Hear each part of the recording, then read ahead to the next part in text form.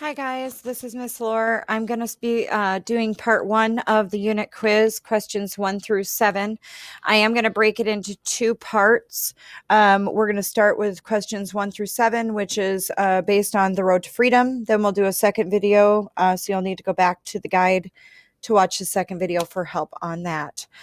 So this is a unit quiz. You've done these before. The left side is where your passages are found. You can toggle between the two headings of the passages. On the right hand side is where your questions and answers will be for you to select. Make sure that you go back into the text to help support your answer if you need to. Don't rush through this. Let's go ahead and get started. One of the other things I do want to say is that it doesn't matter if I click one of these or I click the second one or the third one or fourth one. I don't know what the answer is right now. I'm not looking at the rubric. I'm not looking at my teacher book. I'm simply just selecting an answer to go to the next question. So please do not just try to cheat or copy off of me in these videos because it will not turn out good for you. Make sure that you're actually pausing the video before moving on to the next one so you have time to think about it before selecting the best answer.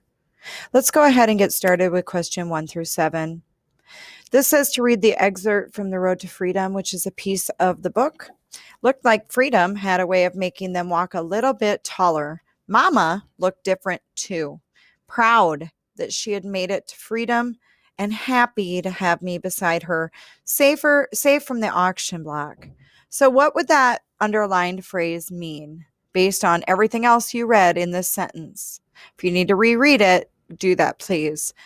Does freedom had a way of making them walk a little bit taller mean they feel ashamed if you're walking taller? Are you feeling confident? Are you feeling startled or dignified? Please pick the best one and click next. On this one, we are going to go through the question and the answers after I read through these chapter 1 excerpt. Ever since Mama came back to the quarters, she'd been fretting. There was talk in the fields, and folks were saying the master had money troubles. They said selling slaves was the only way he could pay his debts. Last month, the master had told Uncle Jacob and had sold Uncle Jacob and his woman Mary. They were old and didn't fetch a good price on the auction block, but this time he was selling the younger ones. Mama knew that meant the master was planning to sell Lulu's 2 boys, Miss Bessie's new baby, and me. I told Mama not to worry. It's just talk is all, Mama, I said, hoping she didn't see my hand shaking while I stirred up supper. But she didn't stop fretting that night or the next night either. Papa had been gone for 2 winters now. Before he left, he and Mama sat in the cabin by the lantern most nights, talking soft so I couldn't hear her. On my pallet, I kept my eyes closed, but my ears were were open listening. We followed this road here along the creek, Papa scratched with a stick in the dirt floor of our cabin for Mama. Someone will be waiting here. Someone will be waiting there. Papa talked to folks and slaves who traveled and runaways too. He talked real quietly about how to run and which way north is best. Then one day, when Mama got back from the field, Papa was gone. The master had sold him south, and he had taken him from the yard where he worked shoeing horses. We never got a chance to say goodbye. Me and Mama cried so hard I thought we'd never stop. And after that, there was no more talk about running. But now, with folks talking about the auction block, Mama said they'd sell me and she'd never see me again. We're all the family each other have, Emma, Mama said, looking deep into my eyes. She took my hand and we knelt on the cabin floor, praying long and hard into the night for mercy and deliverance. When we turned the lantern down and settled on our pallets, Mama slept soundly for the first night all week. When she woke in the morning, Mama told me she had a dream about a drinking gourd, a quilt on a fence, and a river as wide as a road. She said that it was a sign showing her the way north to freedom. We gotta run, she told me. We leave tonight. Never in my life had a day felt so long. Each hour felt like 2, and my mouth was dry just thinking about running. Me and Mama knew that most who ran didn't make it. The runaways they caught came back and were punished hard. No one who was caught ever ran again. When Mama came back from turning the fields, she put aside some ash cake and a bit of salted meat. We each put on an extra shift, and Mama wrapped my feet with cloth. The chill hit us soon as we opened the door to the night, but chances were better if we traveled in the cold. When the river turned to ice and was hard enough to cross on foot. That night, we left with our food tied tight in a scarf, the clothes on our back, and only the North Star to guide us. Let's go ahead and take a look at the question. So right now we know Emma's telling the story. That's the narrator. That's the person telling the story, Emma. It's from her point of view. So how might the story be different if Papa told the story? The reader would read about Emma's feelings. The reader would not read about being sold in an auction.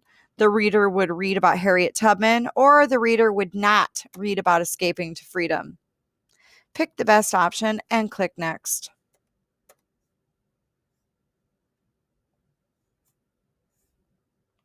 What is the difference between Mama's feelings about running before Papa was sold and then her feelings after?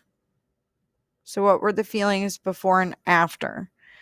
If you want to, you can look in the text.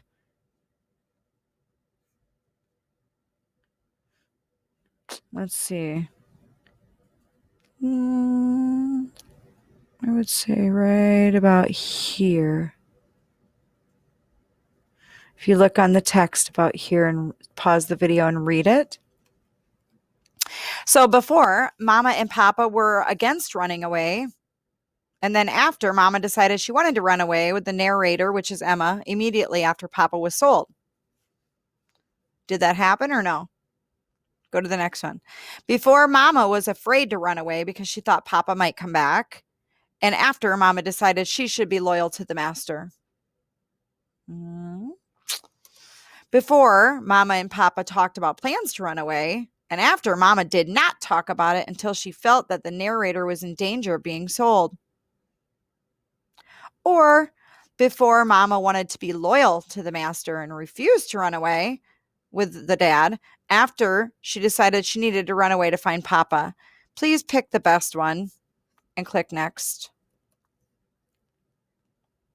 Question number 4, part A and B. There's 2 parts to this. Why did the master start selling slaves? Well, it tells you right up here. Okay? Tells you in the first paragraph. So there was talk in the fields and folks were saying the master had money troubles. They said selling slaves was the only way he could pay his debts. Okay? So why did the master start selling slaves? Was it because he was tired of Mama? Because he wanted young slaves? Because the master heard a rumor about it? Or because he owed people money? What did that say? Part B, which sentence or phrase supports your answer in part A? They said selling slaves was the only way he could pay his debts. There was talk in the fields and folks were saying the master had money troubles. Last month, the master had sold Uncle Jacob and his woman Mary. Ever since Mama came back, she had been fretting. Well, I can tell you this. It's not this one, and it's not this one. So which one of these sentences supports the answer to part A? Select the best one and go next. All right, let's look at this picture together. And this question says, what does the illustration in the text help you understand? So when you look at this picture, what is it showing you a picture of? That Mama and Emma leave at the night with all their possessions? That Mama and Emma have trouble escaping undetected? That Mama and Emma leave at night and are guided by the North Star? Or that Mama and Emma have trouble walking on the cold ice?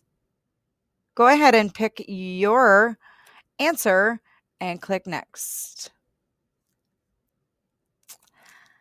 Let's look at this picture. Here's the mother and Emma. They are looking at each other and they're thinking about this, more so the mom, but they both kind of have this thought where they can see it happening.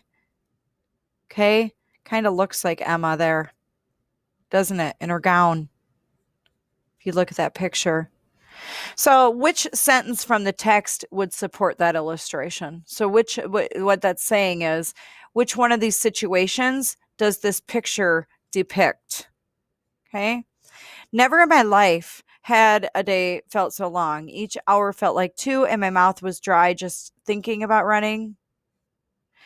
Then one day, when Mama got back from the field, Papa was gone. The master had sold him south, and he had taken him from the yard where he was working shoeing horses. We're all the family each other have, Emma, Mama said, looking deep into my eyes.